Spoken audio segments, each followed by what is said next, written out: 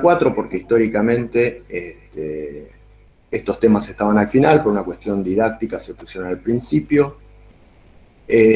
Vamos a empezar entonces con el tema de calorimetría.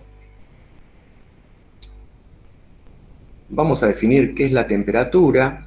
Nosotros tenemos una sensación subjetiva de la temperatura, acá lo muestra el ejemplo.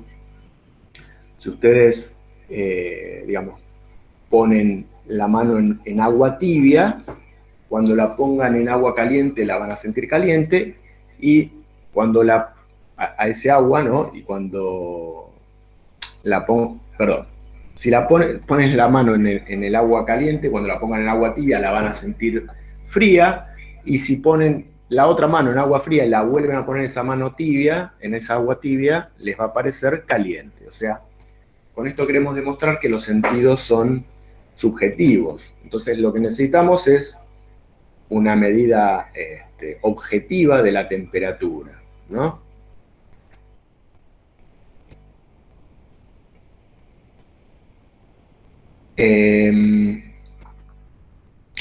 Más o menos lo conocemos de la vida cotidiana. El calor, digamos, va de los cuerpos más calientes a los más fríos. Si dos cuerpos están a la misma temperatura, no hay intercambio de calor.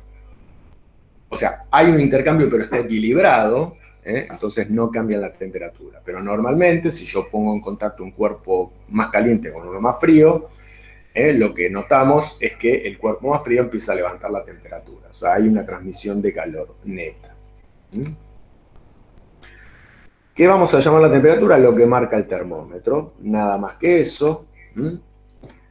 A nivel, digamos, microscópico, la explicación de la temperatura se la ve como, la descripción teórica es como una vibración, una agitación de las moléculas o los átomos. Mayor temperatura es mayor agitación térmica, mayor agitación molecular. Y más frío es que las moléculas están más quietas.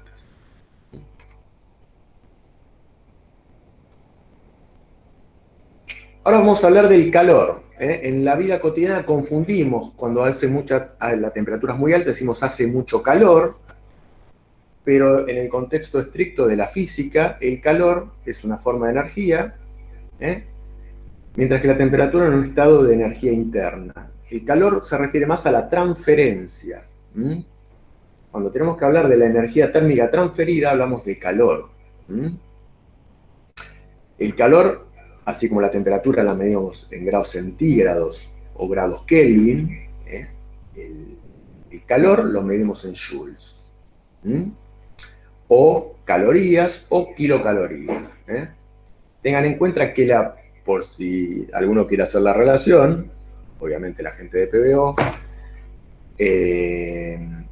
la caloría en física no es exactamente la misma caloría que la caloría de los alimentos, hay un factor de conversión.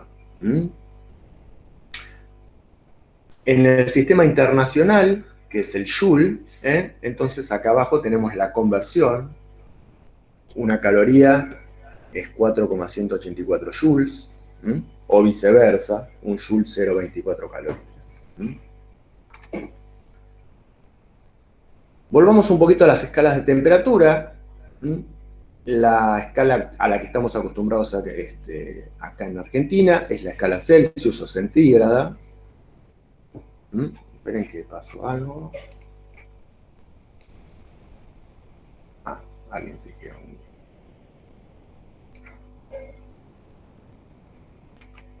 Bueno. Perdón.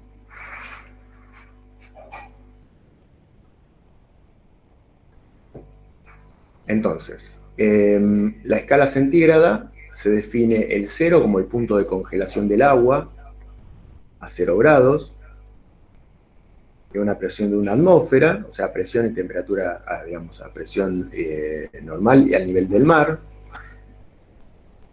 Y los 100 grados se definen como el punto de hervor del agua, siempre a una atmósfera y al nivel del mar.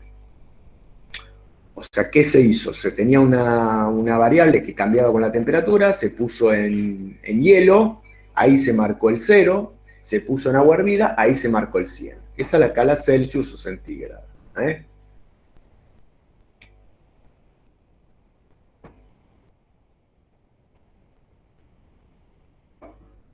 Después está la temperatura absoluta o Kelvin, donde los 0 grados Kelvin son menos 273,16 grados. Normalmente lo vamos a redondear a menos 273, nos olvidamos de esa coma.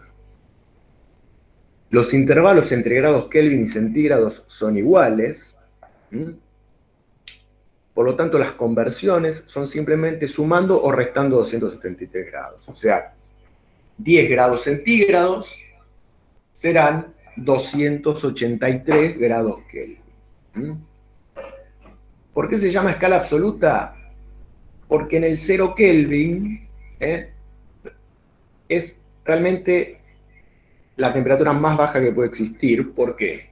Porque ahí, digamos, la materia ya no vibra. O sea, no puede haber una temperatura más baja que esa. De hecho, no se puede llegar. Es como un punto asintótico. No se llega nunca a esa, por fenómenos cuánticos. No se puede llegar nunca al 0 Kelvin. Se ha llegado a algunas décimas de grado Kelvin, pero nunca se puede llegar al 0 grado Kelvin. Entonces, por esa razón se le llama escala absoluta. Bueno, veamos un poquito rápidamente las propiedades termométricas. Esto es más teórico. No va a tener que ver mucho con los problemas tampoco. Pero lo vemos un poquito a título informativo y cultura general. Entonces, las propiedades termométricas son las que se usan para construir termómetros o dispositivos que sensen la temperatura. El más común es el termómetro de mercurio, que ya prácticamente no se usa. Se basa en la dilatación. El mercurio es un metal que a temperaturas normales, ambiente, está en estado líquido, entonces con la temperatura se dilata y al dilatarse está en una pequeña capsulita conectada a un capilar. Entonces la pequeña dilatación se convierte en avance de ese mercurio por el capilar, lo que permite medir la temperatura. Después está el termómetro bimetálico. Se usa más como interruptor porque son dos plaquitas de metal diferentes, de diferentes metal en contacto, y debido a que cada uno de los metales se dilata diferente con la temperatura, tiende a doblarse, como se ve acá en la imagen, por lo tanto se puede usar como circuito eléctrico, digamos, como interruptor eléctrico ante cierta temperatura. Por ejemplo, la heladera, cuando llega a cierta temperatura, prende el motor para que vuelva a enfriar. Bueno, tiene un sistema de este estilo que prende o apaga un circuito eléctrico. Después están también los termómetros de resistencia eléctrica, que se basan en que la resistencia eléctrica de un material, eso lo vamos a ver en las clases que vienen, cambia con la temperatura, lo cual puede ser sensado electrónicamente.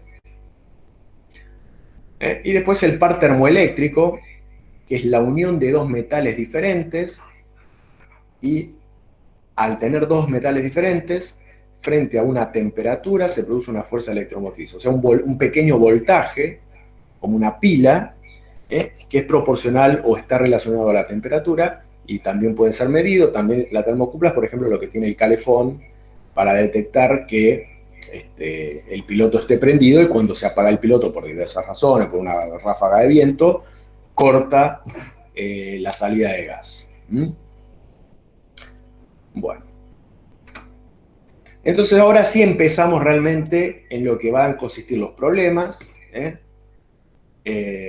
Vamos a tener en toda esta clase, digamos, para que, digamos, se queden tranquilos, digamos, son solamente dos formulitas. Hay que saber usarlas, pero básicamente son dos fórmulas.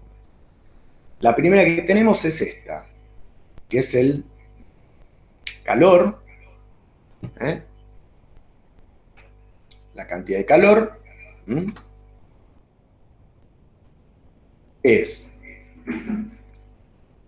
esta C, que es el calor específico, por la masa del material, por la variación de temperatura, que es delta T. Este triangulito es la letra griega mayúscula delta, en física se usa para denotar todo tipo de variación, o sea, todo tipo de diferencia. O sea, cuando lo vemos acá al lado, lo abrimos a delta T y es la temperatura final menos la inicial. O sea, todo delta en física, todo delta, toda variación, es siempre el valor final menos el valor inicial, por definición. Si fuera delta L, delta de longitud, sería L final menos L inicial. Siempre final menos inicial, eso ténganlo bien en claro. Va, digamos, al revés. Arranca del final y termina en el inicial. Entonces, C se denomina calor específico del material. Es propio del material, va a cambiar con si es hierro, si es cobre, si es madera. Las unidades son acordes, de forma tal que cuando uno pone el calor específico acá, lo multiplica por la masa en kilogramos y por la temperatura, la resta de temperaturas es temperatura, esto me dé en calorías o en su defecto en joules. Entonces las unidades del calor específico son calorías sobre gramo grado, o sea, calor sobre masa temperatura, puede ser también en kilocalorías sobre kilogramo grado, o en el sistema internacional de unidades es el joule sobre kilogramo grado. De forma tal que cuando uno lo pone acá, simplifica las unidades y esto Q me da en joules o calorías.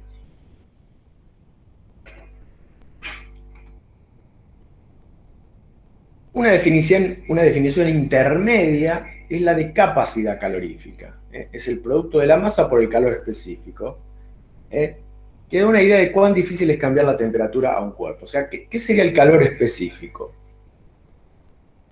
Es, viendo las unidades, es la cantidad de energía que le tengo que suministrar a un material por unidad de masa y por unidad de grado centígrado para incrementarle la temperatura. O sea, cuanto más capacidad calorífica, tengo que meter más energía para cambiar su temperatura en un grado. Sería despejando acá delta T. Si uno tiene que el calor sobre la capacidad calorífica sobre la masa, me queda que delta T, cuanto más chiquito es el calor específico, para la misma cantidad de calor, voy a aumentar menos la temperatura. Por ejemplo, para bajarlo a la Tierra, el agua, lo vamos a ver más adelante, es un elemento con enorme capacidad calorífica. O sea, para levantar la temperatura del agua, tengo que meter muchísima energía. Al contrario de, por ejemplo, el metal. Cualquier metal, el hierro, apenitas le pongo un poco de energía, sube muchísimo su temperatura. Por ejemplo, cuando dejan un tenedor sobre una olla, se calienta enseguida. En cambio, el agua, por ejemplo, hay que hervirla mucho tiempo para que llegue a 100 grados. Tiene una gran capacidad calorífica. Bueno, esto es expresando a esta misma fórmula simplemente en términos de la capacidad calorífica, o sea, C mayúscula es C minúscula por masa, entonces la fórmula acá de arriba nos queda simplemente como capacidad calorífica por delta T. Es una definición intermedia, digamos, ustedes lo pueden adoptar o no se va a dar en los problemas, digamos, se va a dar el dato. Calcule tal cosa, el calor específico, no sé, de la madera, del cobre, de tal cosa, es tal valor, eso se encuentra en tablas, a no ser que el problema justamente te den todos los otros datos y te pregunten para hallar el calor específico. ¿Okay? Pero en general, el calor específico es propio de cada material.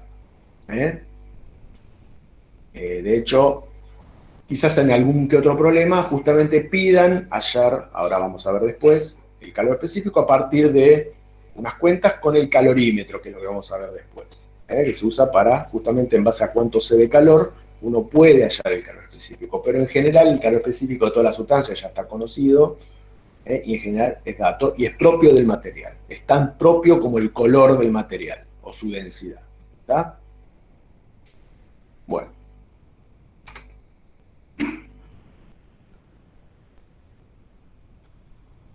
Bueno, esto es justamente un poquito interesante. Es lo que veníamos diciendo, el calor específico del agua es grande comparado con otras sustancias, entonces, por lo tanto, el agua actúa como un moderador del clima. Por ejemplo, en las zonas costeras la temperatura es más estable, mientras que en zonas interiores del continente hay mayor amplitud térmica, como en los desiertos, como se muestra acá en la imagen. Por ejemplo, ¿cómo es el mecanismo? En la playa, de día, el sol pega, digamos, en el mar y en la arena, por una cuestión de justamente el calor específico. El agua puede recibir muchísima temperatura, digamos, muchísimo calor, y incrementar poquito su temperatura, mientras que la arena, que tiene baja capacidad calorífica, enseguida se calienta.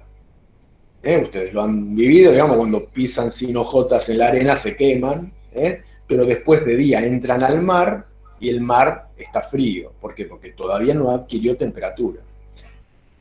Ahora, de noche, cuando ya el sol no está, la arena se enfría enseguida. Si han ido a la arena de noche, ven que está fría.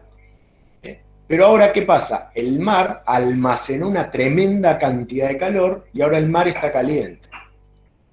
Entonces, eso hace de moderador del clima, hace que la temperatura sea más estable de noche y de día. En cambio, en el desierto, de día, la arena está totalmente caliente, es un calor tremendo, y de noche te congelás porque la arena ya se enfrió.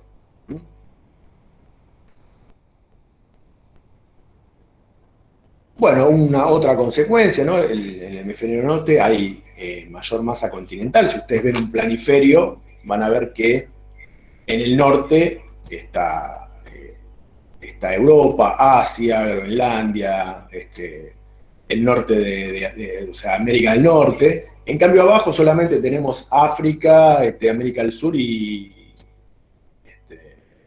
Australia, India. O sea, hay menos cantidad de masa. Por lo tanto, de alguna manera, en el hemisferio sur las temperaturas son más moderadas, están más equilibradas, porque hay más masa de agua, en contraposición al norte, que es más continente, por lo cual se generan mayores diferencias de temperatura que generan vientos fuertes y, bueno, por un efecto que no vamos a ver acá, se llama Coriolis, se forman tornados. Por eso es más común ver tornados en el norte que en el sur. O sea, todo por el mismo fenómeno. Como para bajar a la Tierra el tema de la capacidad calorífica. Bueno, vamos a ver un ejemplo práctico de cómo aplicamos la fórmula. Dice calcular la cantidad de calor que hay que entregarle a 1 kilogramo de agua para calentarla de 20 a 80 grados. Y compararla con el calor necesario para calentar 1 kilogramo de hierro entre las mismas temperaturas. Acá donde vamos a ver concretamente con los números cómo se usa la fórmula y cómo realmente actúa la capacidad calorífica. Entonces, aplicamos la fórmula, que era calor igual a masa por calor específico, o calor específico por masa, acá está invertido, por la diferencia de temperatura, siempre T final menos T inicial. Entonces, la masa del agua sería 1 kilogramo, el calor específico del agua, y las temperaturas sería 80 menos 20, o sea, 60 grados de diferencia de temperatura. La masa 1 kilogramo, la capacidad, el calor específico del agua es 1 kilocaloría, o sea, 1000 calorías sobre kilogramo grado, por 80 menos 20. Simplificamos kilogramo con kilogramo. Grado, bueno, no sé si se ve ahí, está medio en celestito, grado con grado.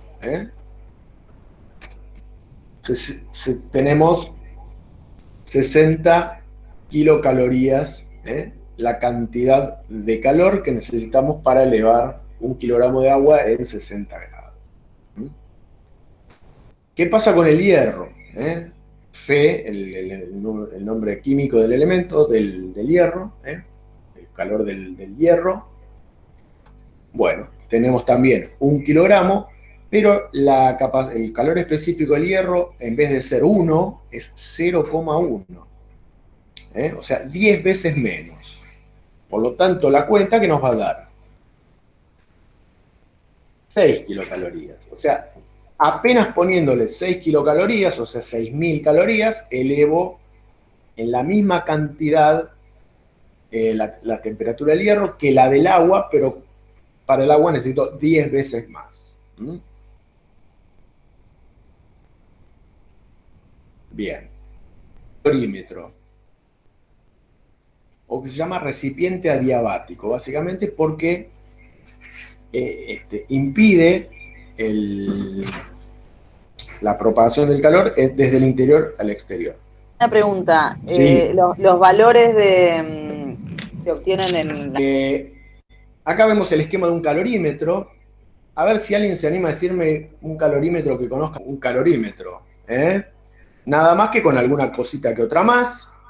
Tiene un termómetro, tiene un agitador para generar homogeneidad en el material, pero básicamente un calorímetro es un recipiente aislado térmicamente, como el termo. Acá lo muestra a través de estos triangulitos, o sea, se busca que la menor cantidad de materia esté en contacto con el vaso para impedir la transmisión de calor. Eso lo vamos a ver en la próxima clase. La transmisión de calor es a través de los materiales. El aire es muy mal transmisor de calor, o el vacío es mal transmisor de calor. Entonces, digamos, acá habría aire o vacío idealmente, aire, y se toca en la menor cantidad de puntos el vaso donde, digamos, se va a hacer la medición o la experiencia. Entonces,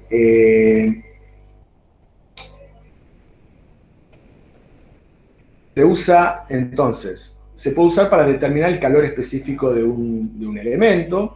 Entonces ahora vamos a ver cómo. Por ejemplo, tenemos un calorímetro que contiene 400 gramos de agua a 100 grados y se introduce un trozo de metal de 50 gramos a 80 grados. O sea, el agua la tenemos a 10 grados, tenemos más cantidad de agua y metemos un cubito de 50 gramos, que está más caliente. Entonces, al cabo de un rato, se observa que la temperatura se estabiliza a 12 grados. Obviamente, el agua, al meter un cubito caliente de metal, el agua se calienta un poquito y el metal se va a enfriar. Justamente, el metal se enfría más, ¿por qué? Porque es menor cantidad de masa y tiene menor capacidad calorífica. En cambio, el agua es mayor cantidad y aparte tiene mayor capacidad calorífica. Entonces hay un intercambio de calor, el agua se enfría, el agua se calienta, el metal se enfría. Entonces, calcular el calor específico del metal. Se supone que el calor absorbido por el calorímetro resulta irrelevante. O sea, obviamente el calorímetro también va a absorber calor, en este caso lo vamos a despreciar.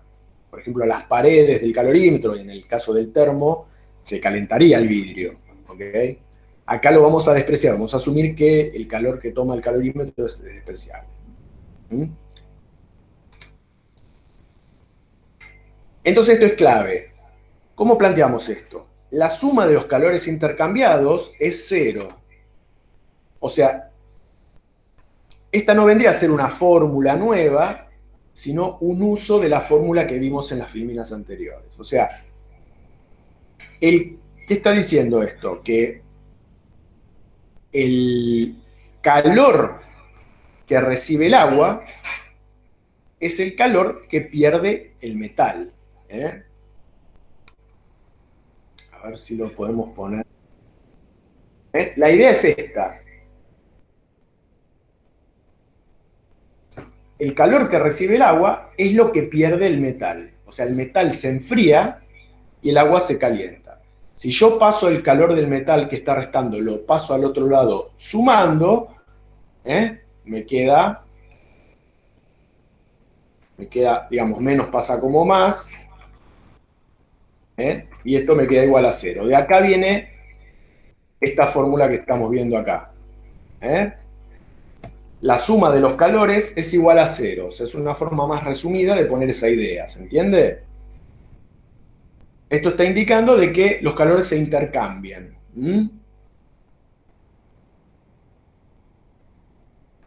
Entonces, simplemente después escribimos cuánto es el calor del agua, cuánto es el calor del metal.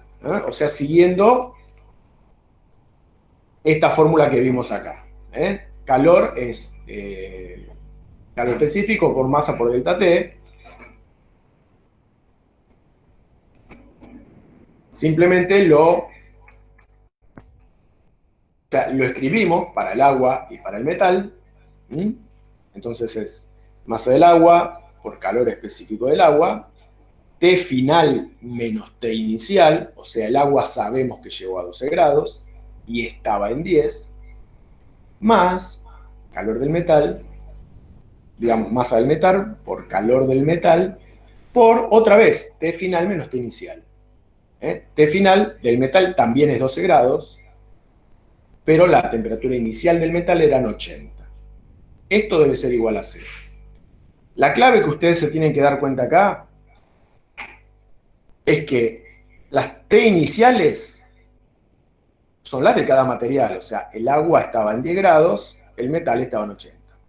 Pero T final, se tienen que dar cuenta que ambos materiales van con la misma temperatura final, porque llegaron al equilibrio térmico, ¿se entiende?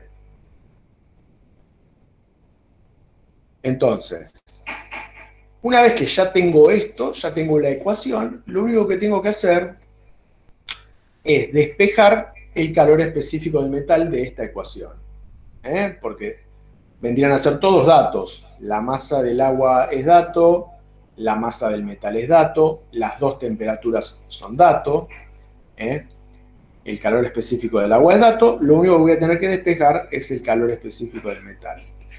Este sería justamente un ejemplo en donde el calor específico no se los estamos dando, sino que es lo que queremos hallar. El calor específico del metal es la incógnita. Entonces, despejando, ¿cómo despejaríamos esto? Tendríamos que pasar masa del agua, calor específico del agua, 12 grados menos 10 grados, todo del otro lado restando, y después pasar dividiendo la masa del metal y la resta de temperatura, como es lo que está figurando acá. Una vez que tengo eso, hago la cuentita, la masa del agua 400 gramos, el calor específico del agua, la resta de temperatura, la masa del metal 50 grados, la resta de temperatura me da 0,23 calorías por grado centígrado. O sea, menor que el del agua. Si lo ven, el del agua es 1, el del metal es 0,23. ¿Se entendió? ¿Alguna duda? No, por mí no. Bueno. Igual después lo vamos a ir aclarando. Lo que querría que entiendan es esta fórmula, que no sería una fórmula más, sería una forma de usar esta fórmula.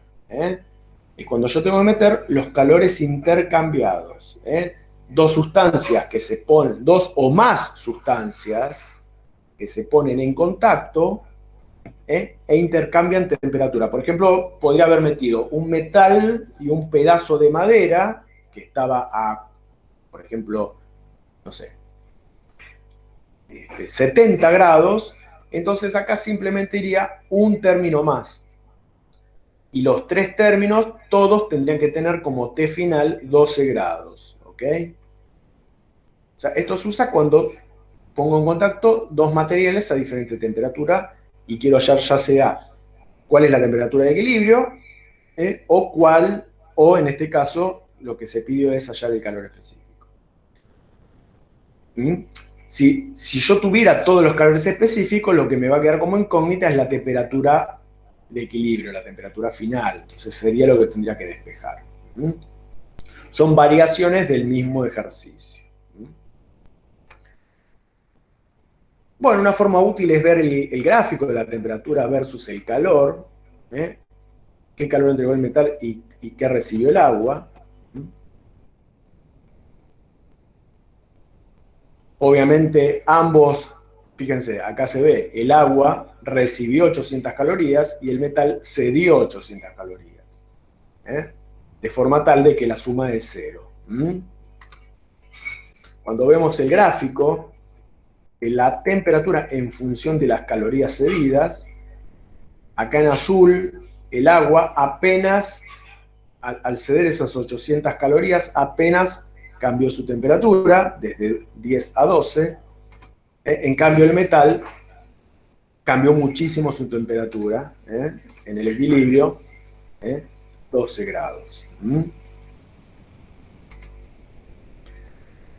Ahora, ¿qué pasa si al calorímetro no le ponemos masa despreciable, sino que decimos, no, bueno, tiene una masa que va a absorber calor? Bueno, se pone como un término más en esa suma de calores. Por ejemplo, cuando queremos llenar las, digamos, de agua caliente para el mate, es conveniente previamente calentar las paredes del termo, para que el agua no se enfríe. O sea, conviene echar un poquito de agua caliente a las paredes del termo, para precalentar las paredes. Entonces, el calorímetro tiene una capacidad calorífica, que va a ser la masa del calorímetro, o la masa del vidrio, de ese termo, por la capacidad del calor específico del calorímetro, que sería la del vidrio en este caso. Entonces hay que tenerlo en cuenta como un elemento más que intercambia calor, es lo que habíamos dicho antes. El calor del agua más el calor del metal más el calor del calorímetro es igual a 0. El calor del calorímetro será la capacidad calorífica del calorímetro, o sea, masa del calorímetro por calor específico, por la temperatura de equilibrio menos la temperatura inicial. Era lo que un poco charlamos en la filmina anterior.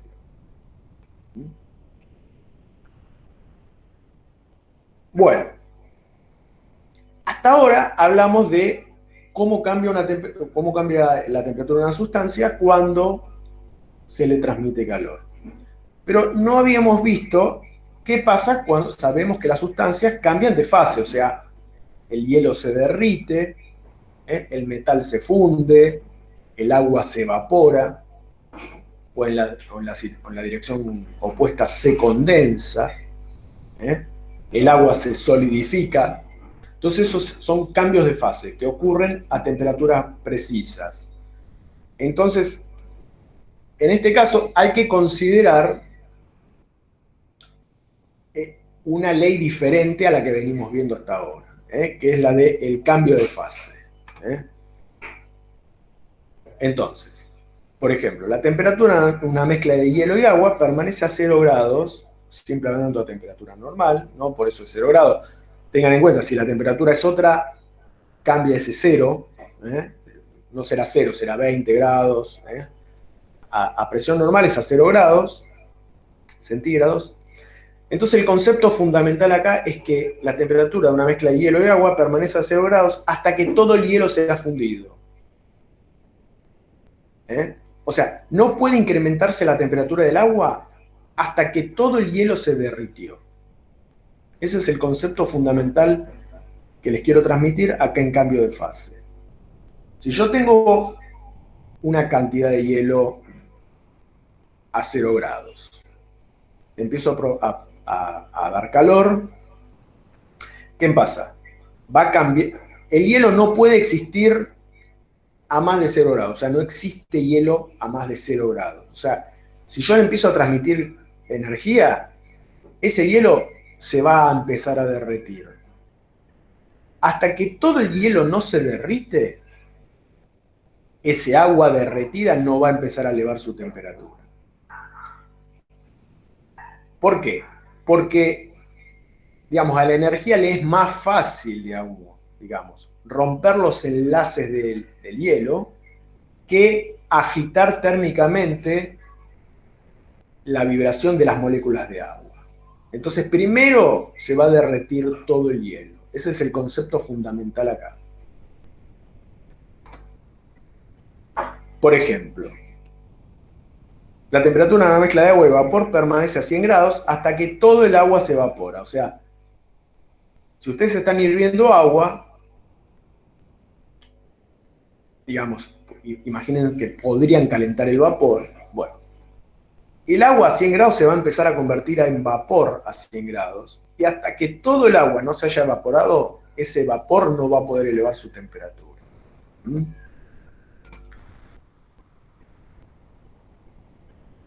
Bueno, hay casos muy raros de sustancias que saltan, digamos, tenemos que los cambios de fase, la materia normal tiene sólido, líquido y gaseoso. Tenemos que de sólido a líquido es fusión o solidificación, en el sentido opuesto. De gas a líquido es evaporación o condensación, pero tenemos casos raros en donde pasan de sólido directamente a gaseoso, que es la sublimación. Un ejemplo es el hielo seco que te dan en las heladerías, que te dan el cubito y directamente uno ve que se está haciendo vapor. Un ejemplo también es la naftalina, que ya no se usa más. La naftalina directamente pasa a gaseoso.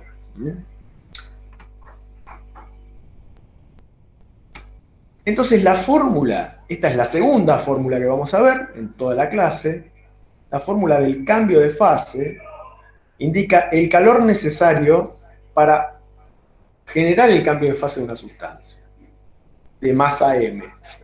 Si yo quiero derretir, por ejemplo, tantos kilos de hielo, la fórmula es esta. O sea, ¿qué calor tengo que suministrar para derretir esta masa de hielo?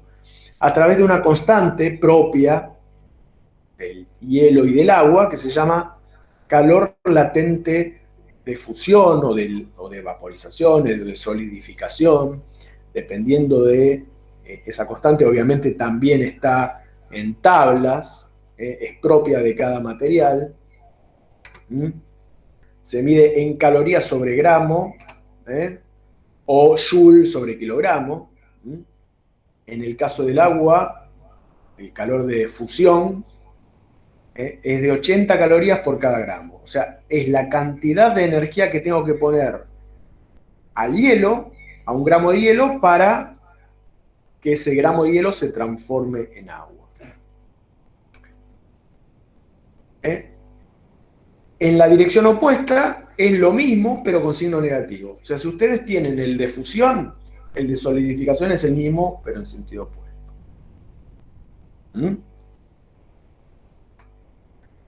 En el caso de pasar de agua a vapor, tenemos que el calor ahora de vaporización es de 540 calorías por cada gramo. O sea, ven que ya es mucha más energía.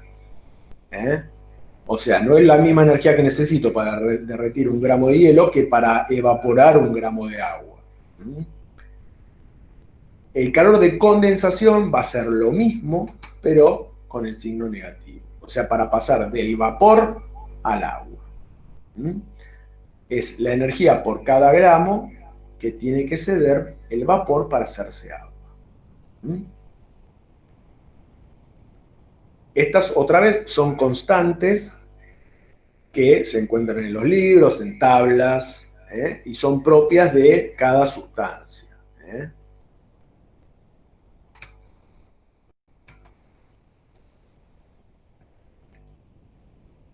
Bueno, un ejemplo de la utilidad de esto es la evapotranspiración, ¿no? La razón por la que, digamos, el cuerpo transpira cuando va corriendo, justamente es para, como el cuerpo se empieza a calentar, la idea es cubrir a la piel con líquido, de forma que primero se evapore todo el líquido antes de que el cuerpo empiece a levantar temperatura. Justamente por este principio. Entonces, cubrir al cuerpo de agua hace que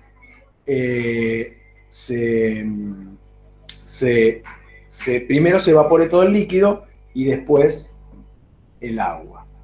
O sea, después el cuerpo eleve su temperatura.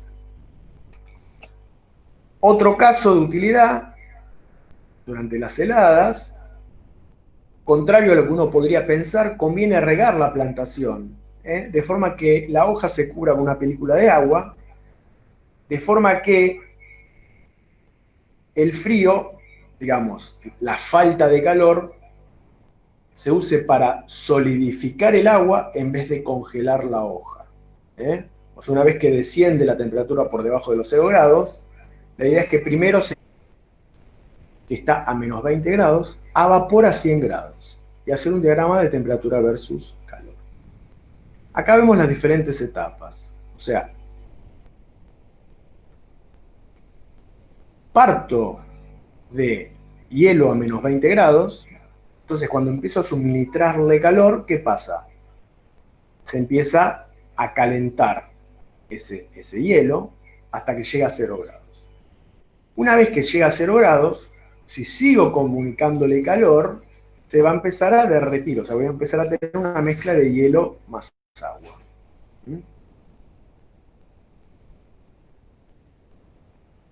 Hasta que no se derrita todo el hielo, a medida que yo le sigo comunicando calor, no va a cambiar su temperatura. Esto es el cambio de fase. Una vez que se derritió todo el hielo, si sigo comunicándole calor, ese agua va a empezar a levantar su temperatura. Una vez que llega el agua a 100 grados, si sigo comunicándole calor, la empiezo a evaporar. Entonces voy a tener una mezcla de agua más vapor. Y otra vez, nuevamente, hasta que no le transmito todo el agua no se vaporizó, bueno, si yo siguiera transmitiéndole calor, no empezaría a desevaporar, subir su temperatura, que el problema termina acá, ¿no? Una vez que vaporicé todo el agua. Fíjense que las energías, acá son las kilocalorías, son cada vez mayores, ¿no? Porque al tener más temperatura, no es lo mismo, elevar la temperatura del hielo que elevarla del agua. Necesito más energía. Y lo mismo para derretir el hielo, necesito menos energía que para vaporizar el agua. Entonces, acá te muestra los intervalos. 10 calorías, 90, o sea, un salto de 80, un salto de 100, y bueno, acá hay que hacer un salto, ¿no? Que hay que hacer la resta, 730 menos 190. Entonces, primero calculamos el primer intervalo. El calor del hielo, para pasar de 20 grados a 0, es la fórmula que vimos, masa por calor específico por delta de temperatura, la primera fórmula que vimos, es 1 kilogramo por 0,5 kilocalorías sobre kilogramo grado, es el calor específico del hielo, por T final menos T inicial. O sea, 0 grados menos 20 grados. O sea, 0 grados más 20 grados. Esto lo recordarán de matemáticas. Menos es más. Esto hay que ponerse ducho con estos tecnicismos de la matemática, ¿no? Que obviamente también me pueden consultar por mail o por cualquier medio. Entonces, el calor del hielo, para pasar de 20 a 0 grados, quedan 10 kilocalorías. Para fundir el hielo, uso la fórmula de masa de hielo por calor latente de fusión, que habíamos visto que era 80. Entonces, 1 kilogramo por 80 kilocalorías sobre gramo, se simplifica. Bueno, acá hay un error, ¿no? Sería kilogramo. Sería 80 kilocalorías. Acá tiene que ser kilogramo, acá tiene que ser kilogramo. Hay un error acá de tipeo. Luego, una vez que ese hielo se derritió todo, tengo el agua de 0 a 100 grados. 1 kilogramo por 1 kilocaloría, o sea, ahora el calor específico del agua, para pasar de 100 a 0, o sea, T final menos T inicial, 100 kilocalorías. Es lo que está acá en el gráfico. Y finalmente el calor para evaporar ese agua, otra vez, masa por latente de vaporización, o sea, la masa de agua por el calor latente de vaporización del vapor agua, 540 calorías. Entonces el total va a ser 10 más 80 más 100 más 540, va a ser 730 grados.